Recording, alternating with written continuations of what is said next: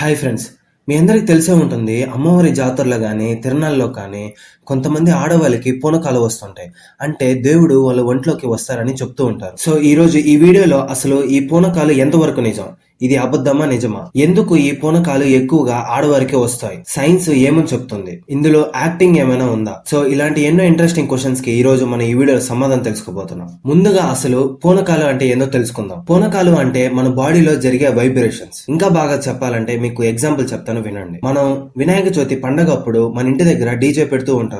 ఆ డీజే దగ్గర కాసేపు మనం అక్కడ ఉండి చూస్తే మనకి కూడా ఆ మ్యూజిక్ కి, ఆ వచ్చే బేస్ సౌండ్ కి డాన్స్ వేయాలనిపిస్తుంది. అంటే ఊపు వస్తూ ఉంటుంది డాన్స్ వేయాలని. కొంతమంది ఆ ఊపుని నిగ్రహించుకుంటారు, కొంతమంది ఆపుకోలేక వెళ్ళి డాన్స్ వేస్తారు. దానినే పూనకాలు అంటారు. ఈ పూనకాలు వచ్చేది సౌండ్ వల్ల వస్తాయి, ఆ సౌండ్ లోని వైబ్రేషన్స్ వల్ల. ఎప్పుడైతే సౌండ్ నుంచి వచ్చిన వైబ్రేషన్స్ మన బాడీకి టచ్ అవుతే మన బాడీ చాలా హైపర్ యాక్టివ్ గా మారుతుంది. ఇప్పుడు అసలు జాతరలో పూనకాలు ఎందుకు వస్తాయో తెలుసుకుందాం. మీకు తెలిసే ఉంటుంది, జాతర అంటే పెద్ద పెద్ద డప్పుల శబ్దాలు, గుడి గంటలు, టపాసులు, శంఖాలు ఊదటం ఇలాంటివి జరుగుతూ ఉంటాయి. వీటి నుంచి సౌండ్ ఎక్కువగా వస్తుంది, అంటే వైబ్రేషన్స్ కూడా ఎక్కువగా వస్తాయి. ఎప్పుడైతే ఆ జాతరలో కొంతమంది ఆడవాళ్ళు దర్శనం కోసం వెళ్తారో ఆ దర్శనం ఇచ్చే సమయంలో దేవుడికి హారతి ఇస్తూ ఉంటారు, అమ్మవారికి హారతి ఇస్తుంటారు. ఆ హారతి ఇచ్చే సమయంలో పెద్దగా గుడి గంటలు మోగిస్తూ, శంఖాలు ఊదుతూ, టపాసులు పేలుస్తూ ఇలాగా పెద్ద హోలాహలంగా చేస్తారు. ఎప్పుడైతే అక్కడ ఉన్న భక్తులు ఆ శబ్దాలు వింటూ అమ్మవారిని దర్శించుకుంటారో వాళ్ళు ఒక ట్రాన్స్ లోకి వెళ్తారు, అంటే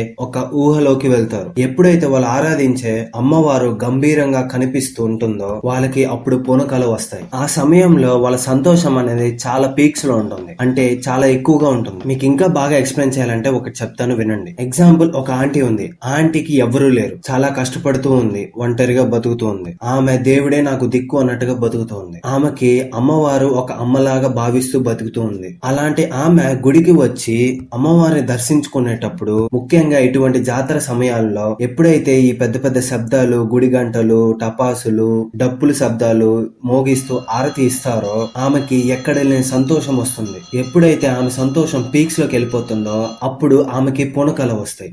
ఇప్పుడు హిందూ మత పెద్దల ప్రకారం పూనకాలు ఎందుకు వస్తాయో వివరించారు, అది మీకు ఇప్పుడు చెప్తాను, వినండి. పూర్వకాలంలో గ్రామాల్లో ఏదైనా సమస్య వచ్చినప్పుడు గ్రామ పెద్దలు, ప్రజలు గ్రామ దేవతకి వెళ్లి సహాయం కోరుతారు. అప్పుడు ఆ గ్రామ దేవత వాళ్ళకి సహాయం చేయడానికి ఆమె ఒక స్త్రీ శరీరంలోకి వచ్చి ఆ గ్రామ సమస్య యొక్క పరిష్కారం చెప్తారు. సో ఇలాగా ఆ సమయంలో పూనకాలు అనేవి వచ్చేవి. ఇక్కడ నాకు పర్సనల్ గా ఆశ్చర్యపరిచే 2 విషయాలు ఉన్నాయి. అవి ఏంటో చెప్తాను, వినండి. మొదటిది, మీరు గమనిస్తే పూనకాలు వచ్చిన ఆడవాళ్ళు చాలా ఎనర్జెటిక్ గా ఉంటారు. అంటే వాళ్ళని ఎవరు కంట్రోల్ చేయనంత ఎనర్జెటిక్ గా ఉంటారు. వాళ్ళని ఆపాలంటే 4-5 ఆపాల్సి వస్తుంది. అప్పటిదాకా సైలెంట్ గా ఉన్న స్త్రీ పూనకాలు వచ్చిన వెంటనే అంత ఎనర్జీ ఎక్కడి నుంచి వస్తుంది? రెండవది, పూనకాలు వచ్చిన తర్వాత అక్కడున్న పెద్దవాళ్ళు అమ్మవారిని శాంతపరచడానికి పసుపు నీళ్లు గాని, కుంకుమ నీళ్లు గాని చల్లుతూ ఉంటారు. అంతేకాకుండా కొంతమంది నిమ్మకాయని నోట్లో పెట్టి నవ్వులిపిస్తారు. మనము కాస్త నిమ్మకాయ యొక్క పులుపు నోటి తగిలితేనే మనం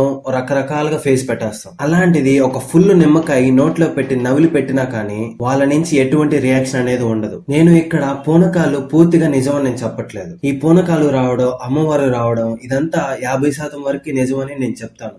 ఎందుకంటే మిగతా 50% వరకు అంతా యాక్టింగ్ చేస్తారు కాబట్టి. ఎస్, మిగతా 50% ఎక్కువగా యాక్టింగ్ చేస్తూ ఉంటారు. నిజంగా వాళ్ళ ఒంట్లోకి అమ్మవారు రాకపోయినా గానీ వచ్చినట్టు యాక్టింగ్ చేస్తూ ఉంటారు కొంతమంది ఆడవాళ్ళు. లైక్ ఫర్ ఎగ్జాంపుల్, కొంతమంది ఉంటారు ప్రతి శుక్రవారం ఆమెకి ఒంట్లోకి అమ్మవారు వస్తుంది, గుడికి వెళ్ళిన వెంటనే అమ్మవారు వస్తుంది, సో ఇలాగా చెప్తూ ఉంటారు. అలాగే కొంతమంది ఆమెకి అమ్మవారు వస్తుంది, ఆమె మనపై ప్రశ్నలు అడిగితే ఆమె మనకి సమాధానం చెప్తుంది, అలాగా జరుగుతూ ఉంటుంది కొన్ని దిక్కట్లో. నేనైతే అవి ఫేక్ అనే చెప్పగలను. సో విన్నారుగా, మీకేమనిపిస్తుంది ఈ పూనకాల గురించి? నిజమా అబద్ధమా? మీ లైఫ్ లో ఇటువంటి సంఘటనలు ఎక్కడైనా జరిగాయా? జరిగితే కింద కమెంట్ సెక్షన్ లో చెప్పండి. అలాగే మీ ఒపీనియన్ కూడా కింద కమెంట్ సెక్షన్ లో చెప్పండి పూనకాల గురించి. మీకు నా వీడియో నచ్చినట్లయితే ప్లీజ్ దయచేసి లైక్ అండ్ సబ్స్క్రైబ్ చేసుకోండి. ఇలాంటి ఎన్నో ఇన్ఫర్మేటివ్ వీడియోస్ కి ప్లీజ్ దయచేసి సబ్స్క్రైబ్ చేసుకోండి.